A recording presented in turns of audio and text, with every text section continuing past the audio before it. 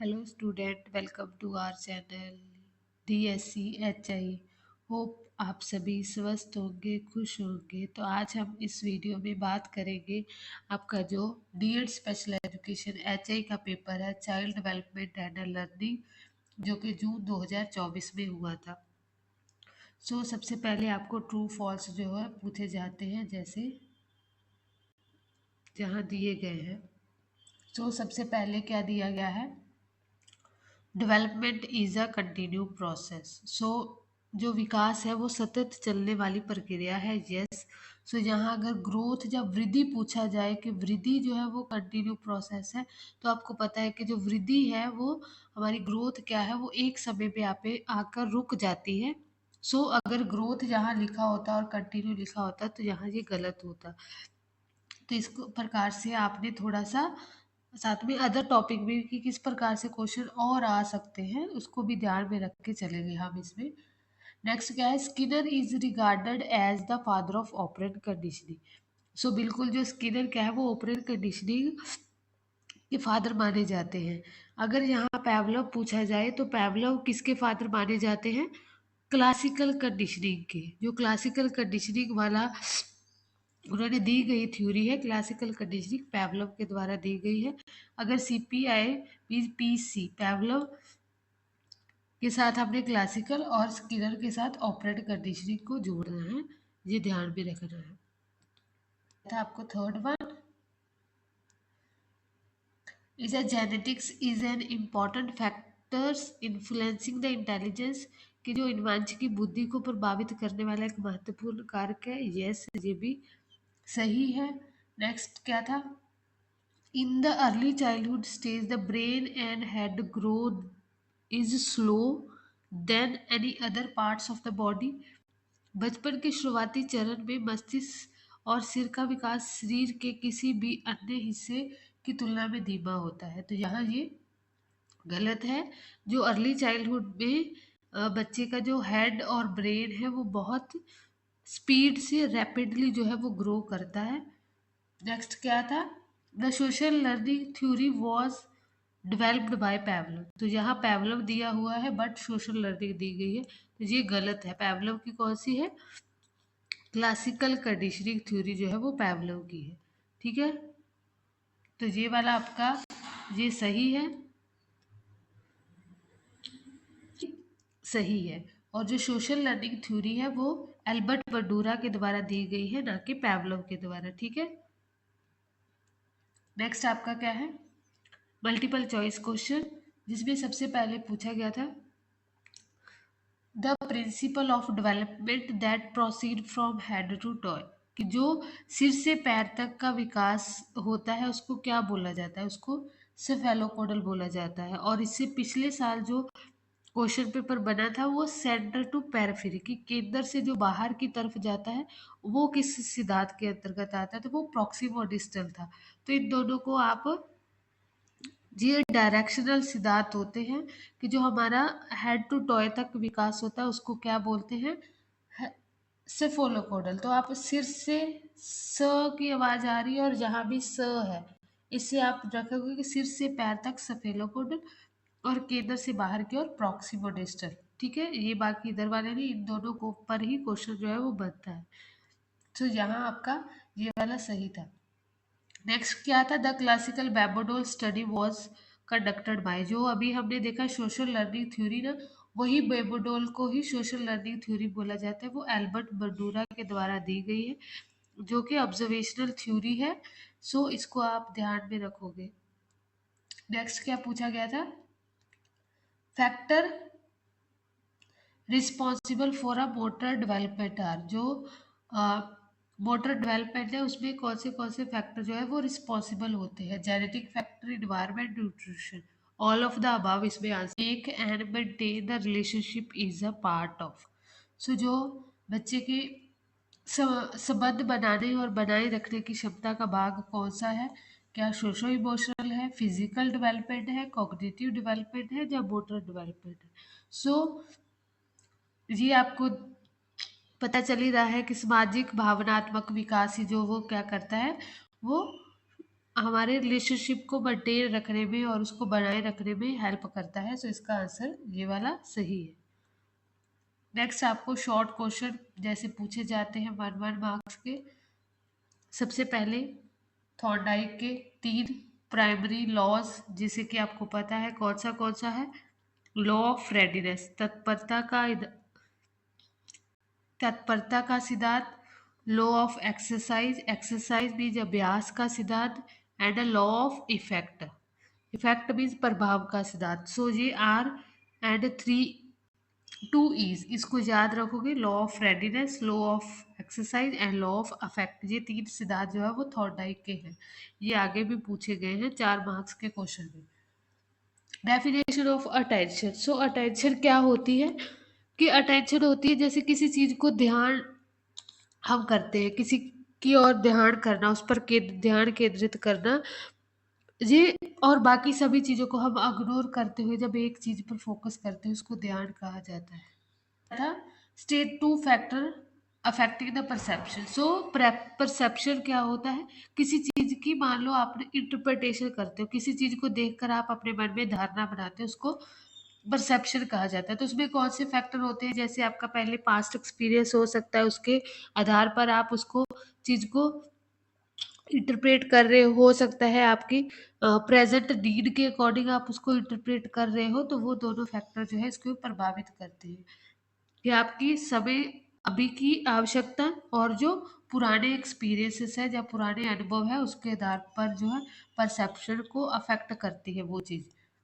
Next क्या था, what is the gross motor behaviour. तो ग्रॉस मोटर क्या होता है, क्रॉस मोटर होता है जिसमें हमारी बड़ी मसल्स जो है वो काम करती है, जैसे कि दौड़ना, दौड़ना, चलना, जंप करना, ये सभी क्या है हमारी ग्रॉस मोटर बिहेवियर। अगर फाइन मोटर पूछा जाए इसी की जगह, तो फाइन मोटर जिसको सूक्ष्म कहते हैं, सूक्ष्म में जैसे आपका लिखना हो गया, कपड़े पहनना हो गया, बटन बंद करना हो गया, राइट, ये सभी क्या है आपके सूक्ष्म मोटर व्यवहार है।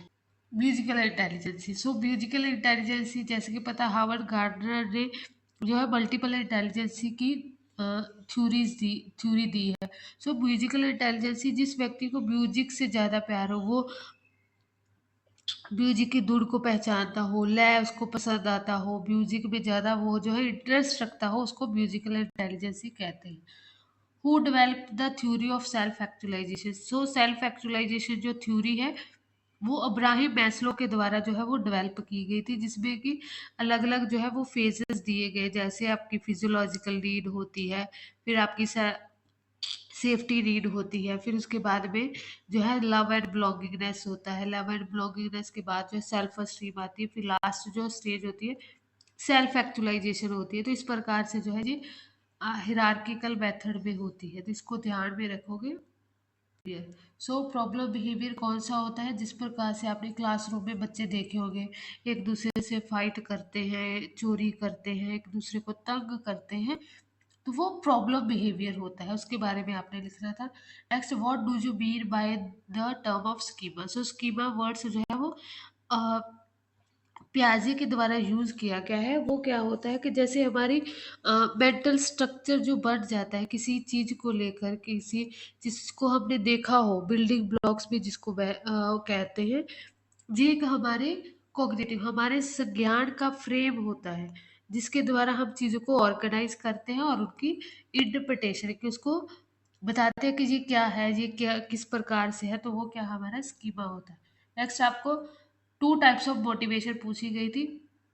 मोटिवेशन आपको पता है 2 प्रकार की होती है, एक होती है इंट्रिंसिक, एक होती है एक्सट्रिंसिक। इंट्रिंसिक भी आंतरिक और एक होती है बाहरी। आंतरिक भी के हमें सेल्फ से मोटिवेट है, उसके लिए हम काम कर रहे हैं। एक होती है हम बाहर से किसी रिवॉर्ड को लेकर कि हमें, अगर हम ये एग्ज़ाम पास करेंगे तो हमें फोर्ड मिलेगा, हमें ये एग्ज़ाम मिलेंगे तो बाइक मिलेगी, तो जो बाहर की जो हम मोटिवेशन होती है। इंट्रिंसिक होती है कि नहीं, मुझे सेल्फ के लिए, अपने आप को डेवलप करने के लिए, कुछ करने के लिए ये एग्ज़ाम पास कर रहे हैं, तो वो इंट्रिंसिक मोटिवेशन होती है। सो ये 2 प्रकार की जो है वो मोटिवेशन है।